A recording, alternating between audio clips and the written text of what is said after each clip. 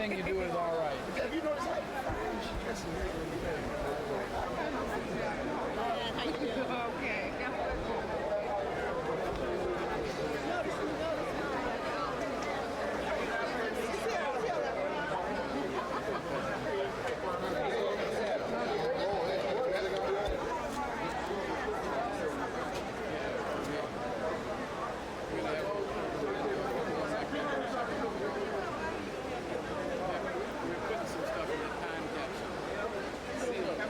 Thanks, sir.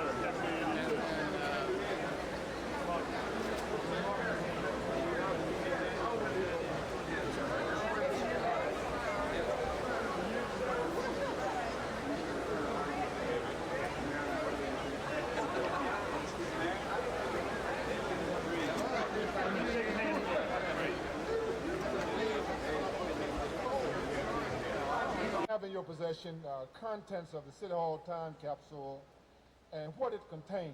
I think the city has done a great job in putting this material in it so that we can have a reference in the future. Atlanta has been a growing city.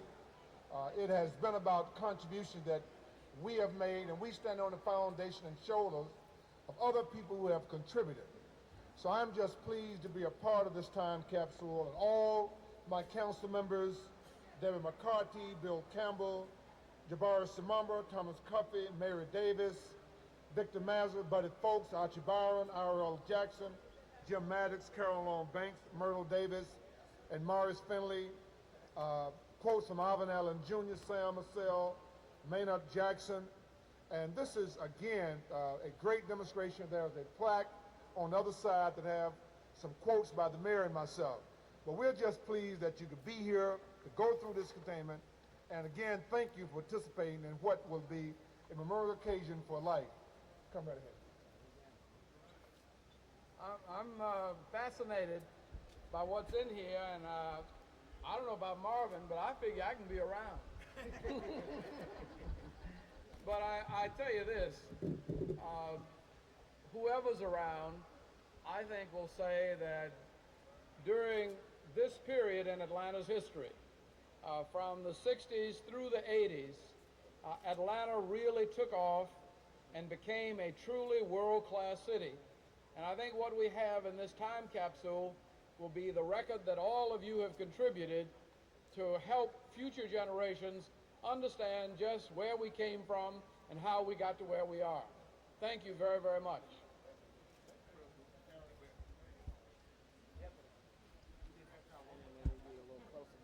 I'm going to ask them now with the Superintendent Mark to go ahead and seal the time capsule.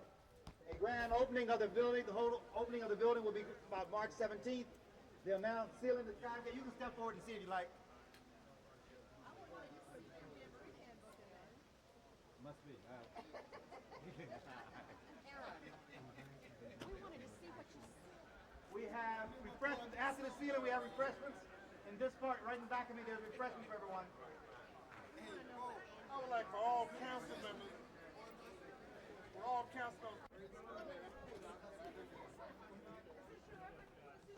my God.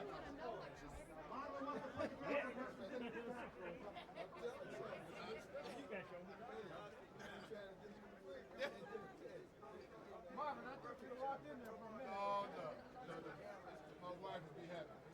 Wait for you to say you're not going to be around. I'll be around. When do we follow that? I'll try to make it. It'd just be 106.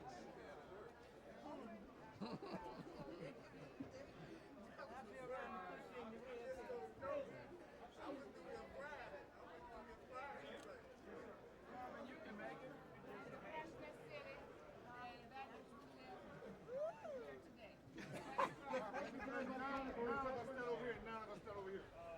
Come back to our grand opening, which will be All the suckers are standing in the middle.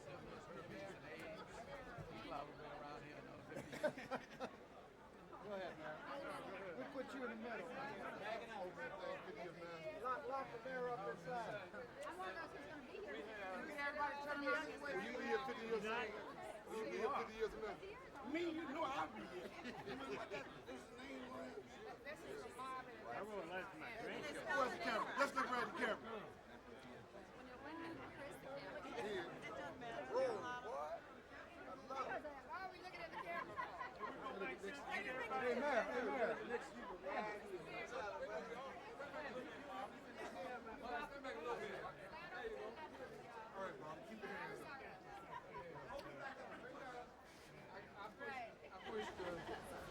chalk out. May we get more? Go ahead. Yeah. Hold this, man. You got that cement, yeah. To start out with.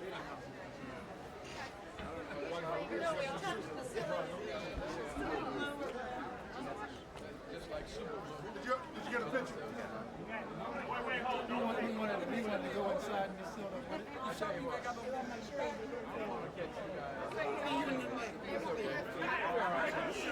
Gee. I'll be down on my. Turn around, Andy. You don't have You might not get back up, G. Now my knees keep that long. They have some Ben Gay in that.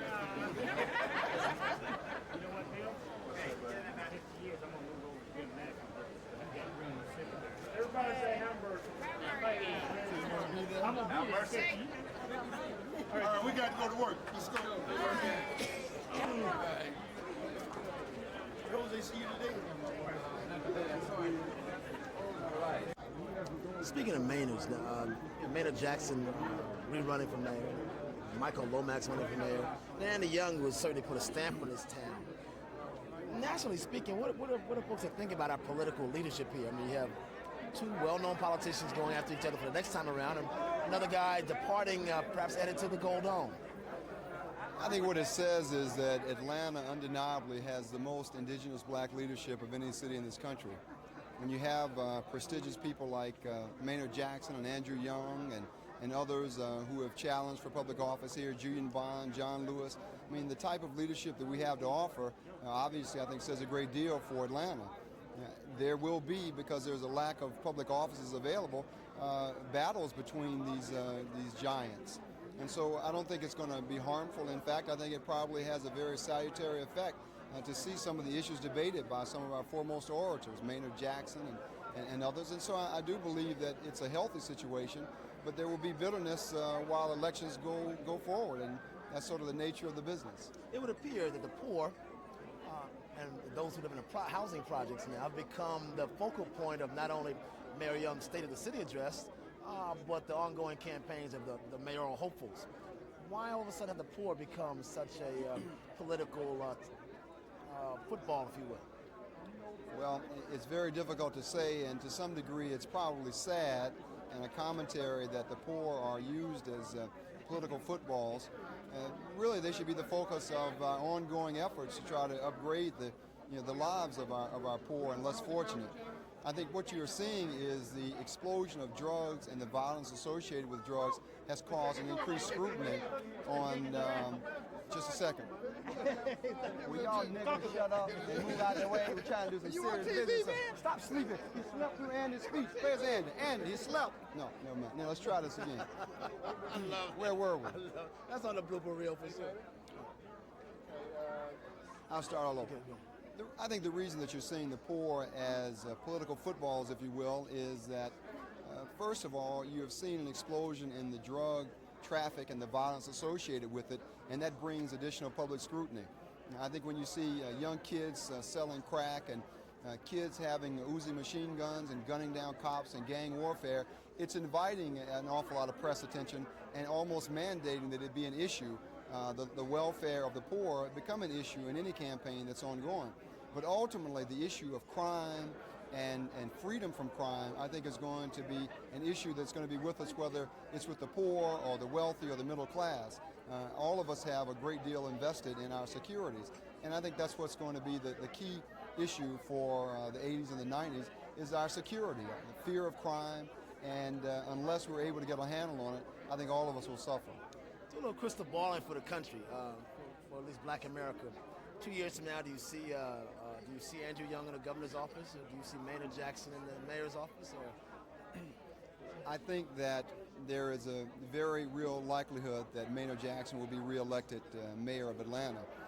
He served with great distinction. He has an incredible following, and he's one of the most gifted orators of our time. And I think it will be very difficult for anyone to beat Maynard Jackson. I think obviously Andy Young's challenge is a much tougher one. I do not believe that we'll see Andy as governor.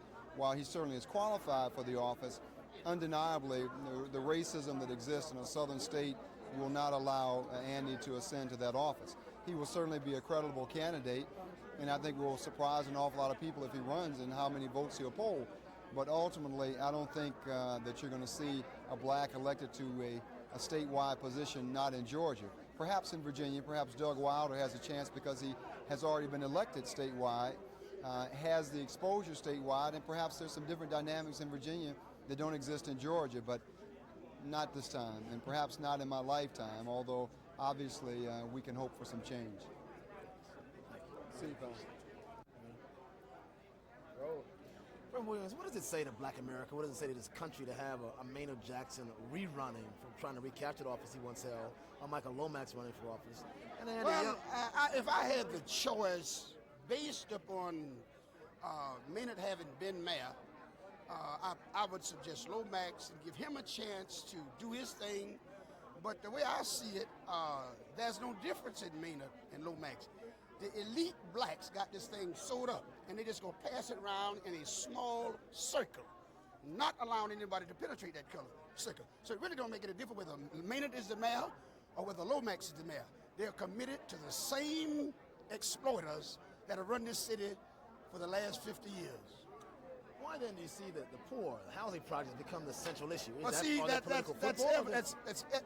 it hurt me so bad to see Maynard and Lomax, who have given really no concern to the housing projects to the poor. And now it's time to run for office, and they have made that their feather bed. When Lomax even announced him out there, Maynard said he spent 3 nights out there. That was 9 years ago when that boy in Boyne Homes were killed, and he was trying to block us from developing demonstration. Hadn't been out there since. He's going out there and moved next to the governor's mansion. Ain't no black folks out there with Maynard Jackson. What I'm just saying, like Martin Luther King Jr. said, black leaders must learn to live with the people they love and profess to lead. And they're using the housing project, but I don't think it will work. I really think Atlanteans have become too intelligent to be hoodwinked any longer by this small elitist clique of blacks who are as insensitive to the masses of the people of this city as their white predecessors. Are you going to run then as a result of that? Are you going to run for it? I really don't know. People have encouraged me to run, but to be honest with you, you need a Jose William in these streets. You know, and I can best serve the people being out here, being a provocateur, you know, trying to keep them straight, whether I keep them straight or not. And if you see, a lot of good guys, to be honest with you, could make good mayors. But because of my experience and my commitment, there are not a lot of good guys who go out in these streets like Jose Williams and keep them together. So if I'm honest about what I'm doing and my commitment, I'll stay in these streets. You got that right. That's absolutely true. Thank you. Common bond fund to already be underway with another 5,000 or 6,000 units of housing downtown. I would have liked to have developed a low-income housing factory that would have put people to work and built modular housing for low-income citizens. We didn't have the money to do those kinds of things, nor did we have the expertise. So it's probably, they ought to find another mayor that does likewise. Because what I've always contended is that the concept of public purpose capitalism requires bringing in private capital. If the capital was already here, I wouldn't need to go. I have to go out and get the capital and bring it here and apply it to the public purpose. So I did mention, though, that I had met personally with 204 businesses in my office this year. That's to me. It was 204 in the past year. That means about 4 businesses a week coming into our city to do business. They don't come in on their own. Somebody has to go out and invite them. The concept that I talked about in terms of public purpose capitalism requires bringing private capital into the public for the public purpose. But somebody's got to go out and find the private capital and welcome them into the city. So that part of my travel has been, most of my travel has been directly related to bringing jobs and industry into this region. I doubt very seriously that you would have had $68 billion worth of new investment if I'd stayed home all the time. You mentioned Jack Kemp and trying to make Atlanta a model. Is that going to hurt your reputation? Oh, it doesn't matter, but I don't think anybody's going to get ahead doing that. I think that what I said to the council is that certainly there are plenty areas to improve, but I think the next mayor is going to find that it's more than a notion to keep investment coming in at the rate of $10 to $15 billion a year. And we've been able to do that over a 7-year period now. And any mayor that can do that can continue to build on what we've done. But it hadn't been accidental that all of this business development has come here. It's been by design, it's been by hard work, and it's been by knowing what we're doing. A little bit lighter question, the time capsule, what did you put in there eventually? I don't know. They interviewed me several months ago and asked me all kinds of questions, but I forgot. I mean, I don't really know what went into it. Yeah, that was a staff project that they collected information and, well, I guess my hopes for the city for 50 years from now. But I've forgotten what those are now. Yeah. Okay. In some regard, it seems that Chairman Lomax announced his candidacy for mayor in a public housing project, former Mayor Maynard Jackson, and a plan for public housing tenants to buy their homes.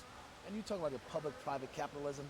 What is it saying to the country about the poor or those who live in the projects in terms of these various initiatives with regard to politics and the poor? Well, I don't know what it's saying, except that we've got to find money to do anything we want to do. And I think when you talk about privatization of public housing, where are you going to get the money from? You're not going to get it from the government, see? And all I'm saying is that we've probably got to continue doing what I've been doing. That is finding a way to attract private money to public purposes. And I think that either one of the mayor, the successors, would essentially find themselves having to do the same thing, because you're not going to be able to get any money from Washington as long as we got a big deficit. The poor, in a sense, will become a political football in this upcoming campaign? Oh, I don't know how. I mean, the poor have always been a very important part of everybody's agenda in this city. I mean, I campaigned harder in public housing projects than I did anywhere else. And I did some of the kinds of things that they asked me to do. I did everything but fire Sam Hyder. And the reason I wouldn't fire Sam Hyder was that I couldn't find anybody that could even do the management job any better. But I have wanted to do a lot more with low-income housing. And we have tried lots of things with low-income housing. We've had some significant successes. But it's an enormous problem, something that we can work on the rest of the century. Politicos across the country are buzzing. Well, Andy Young is running for governor of Georgia. Can that happen? Can it happen? Will it happen? It could happen. And I have just got to decide whether or not it's the right thing for me to do. You have to look at the fact that should anybody else who has been in the Congress, who's been at the United Nations, who has done the kinds of things that I have done as mayor of this city, why is it that people are not clamoring for me to run for governor? And if the only reason is the color of my skin, then maybe I ought to take that issue on. But I certainly wouldn't let the color of my skin stop me from running if I decided it was the right thing for me to do to run.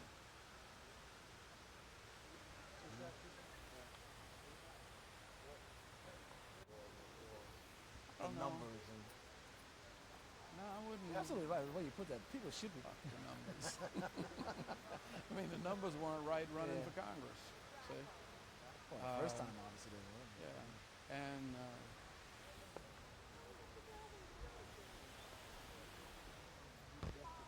that partly what kind of.